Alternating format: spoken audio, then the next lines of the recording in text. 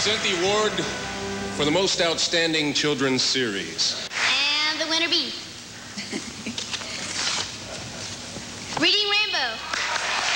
For the first time in Buffalo history, a local television station has won a National Daytime Emmy Award. WNED TV Channel 17 earned the coveted Emmy for its Reading Rainbow series, which was voted the most outstanding children's series. The national television show that brings the joy of books to children and stimulates young viewers to read was the brainchild of Tony Bettino, Channel 17's vice president for television.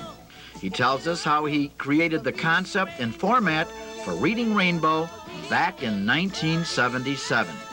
I met with my boss, Mike Collins, and we talked about concentrating on a certain area of school curriculum to develop our programming, and we decided that reading was the area to concentrate on. It was kind of uncommon to think about reading and, you know, and television. I mean, they don't usually go hand in hand, so it's kind of a difficult idea to bring about.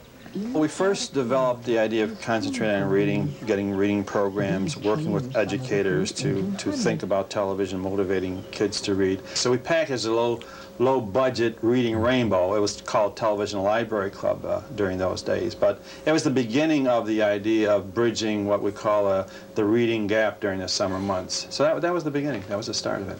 In 1980, WNED TV and the Great Plains National Nebraska Education Television Network teamed up with Lancet Media Productions to develop the Reading Rainbow concept and to secure funding. Lancet, a leading producer of children's television program, produced the series, and the rest is history. Now, you've been nominated for an Emmy before, I imagine? Yes, twice before this time. And finally, after 7 years, you get the big Emmy. Right. Now, you're in the audience in New York, and you're waiting for the announcement, you know, and just what were your thoughts and what were your feelings? Well, I must say that we didn't think we'd get it. It's been, you know, the 2 years before we hadn't gotten it. We thought Sesame Street would probably get it this year, and so I wasn't prepared for it at all. You're with some big company. Yes. Captain Kangaroo. Mr. Rogers' Neighborhood.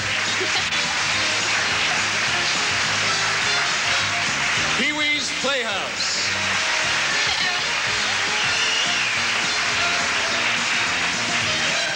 Reading Rainbow.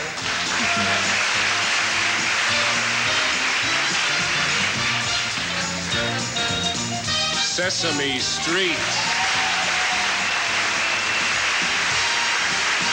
Finally, they open the envelope and they make the announcement.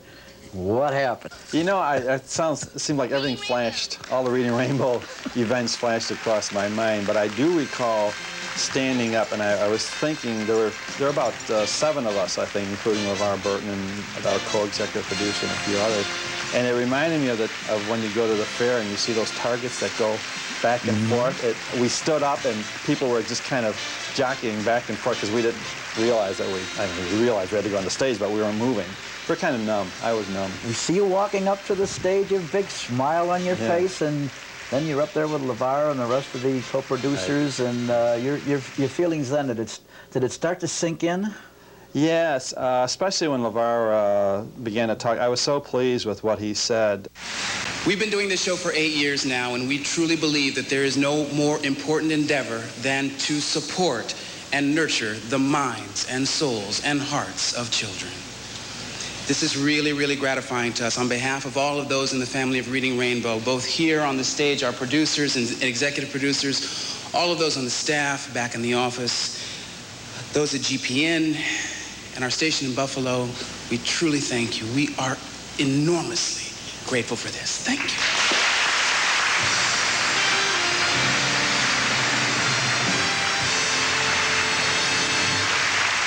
And when you got off that plane, it looked like you were still up in the air, you and Mike Collins coming off with that. I mean, what were your thoughts then? That's you met everybody? Well, everybody, you know, the people from the local media and obviously the people from the station were there. And that's a great feeling. I think the neatest thing about all of this over these past few weeks and receiving it has been the people who really feel that they share it, and they should.